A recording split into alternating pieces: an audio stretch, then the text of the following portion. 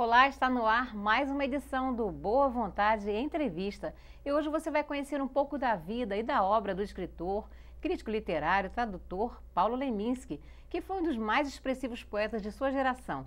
Para conversar conosco, recebemos aqui em nossos estúdios o professor de literatura da Universidade Federal do Estado do Rio de Janeiro, a Unirio, professor Manuel Ricardo de Lima.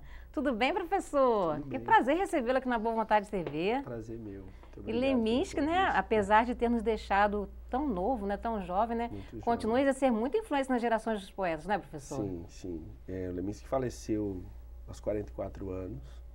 E é engraçado que tem uma carta dele para um amigo que ele dizia que não queria morrer aos 44 anos como Fernando Pessoa, de hepatite etílica. E morreu aos 44 anos, né, de hepatite etílica. Então essa carta é um pouco previdente, assim, desse anúncio de morte, né? E muito jovem, mas deixou também um trabalho muito intenso, assim, né? Tinha uma intensidade. Leminski era jovem o tempo inteiro, então acho que isso talvez seja a grande transparência para o trabalho que ele fez, né? Sem dúvida. Essa juventude que ele tinha no corpo, desde do fato de lutar judô, karatê, até ser professor de redação, a ter tido formação de seminário, 8 anos no seminário. Por isso as muitas línguas, o exercício da tradução, enfim. Então tinha um pouco esse percurso. Uma cultura muito grande, né? Muito, muito. Um homem de cultura muito vasta. E principalmente por conta desse exercício da tradução. Leminski traduziu Petrônio, quer dizer, que é uma novela do Petrônio, Satiricon, que foi publicado no século I, depois de Cristo, do latim vulgar para o português vulgar.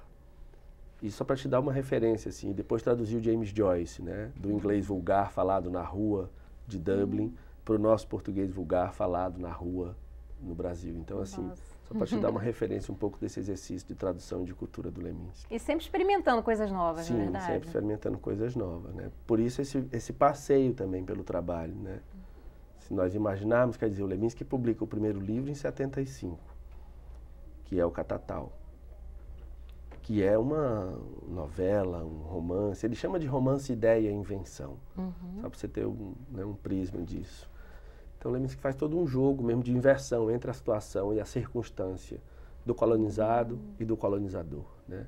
Então, ele inverte as posições, inverte né? esse lugar, né? Nós colonizamos o colonizador, seria essa a ideia. Né? Muito legal, Muito professor. legal, E também como jornalista, o que você pode destacar desse trabalho dele, né? Que ele trabalhou em vários jornais, revistas e televisão, inclusive. Sim, Leminski teve um programa, já nos anos 80, teve um programa na TV Vanguarda, que era afiliada à Rede Bandeirantes.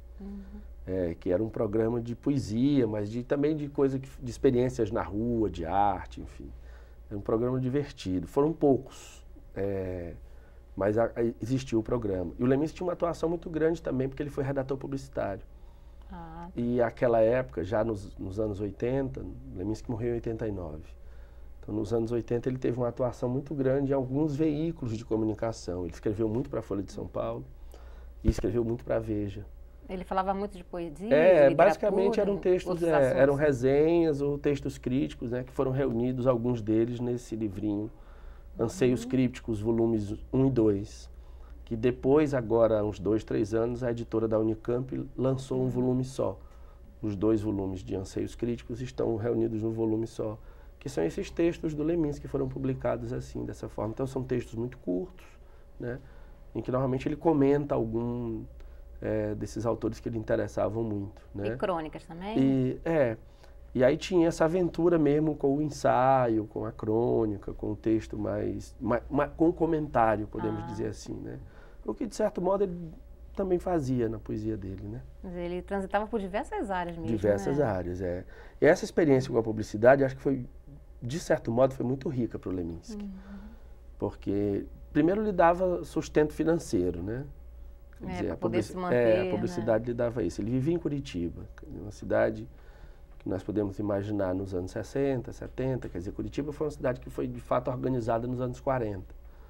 Né? Uma cidade tardia em relação às cidades brasileiras, por exemplo. E que se organiza como espaço urbano, etc. Tanto que as reformas urbanistas de Curitiba foram feitas já nos anos 90, 80, 90. Né? E ele chamava Curitiba de uma cidade muito provinciana. Muito fria, né? a 800 metros acima do nível do mar, então é muito gelada mesmo. E como as cidades brasileiras nós não temos calefação em lugar nenhum, então isso tem uma prescrição de recolhimento nas pessoas muito forte, apesar de ter as calçadas muito largas e ser muito bom de caminhar, mas tem um recolhimento muito grande por causa desse frio, me parece, e um certo imaginário rural do homem camponês. Então, e como que ele se inseria nesse contexto? Ele sendo um homem impetuoso, irreverente? Exato. Aí é que tá, não se inseria, né? É verdade. Não se inseria de forma alguma, né? E aí teve esses anos de seminário na adolescência, que foram muito importantes quando ele aprende o latim, o grego e o sânscrito. Uma boa formação intelectual. Muito boa formação. Lia o latim, lia o grego, né? E aí depois o inglês, o francês e o alemão, que vem com força também, né?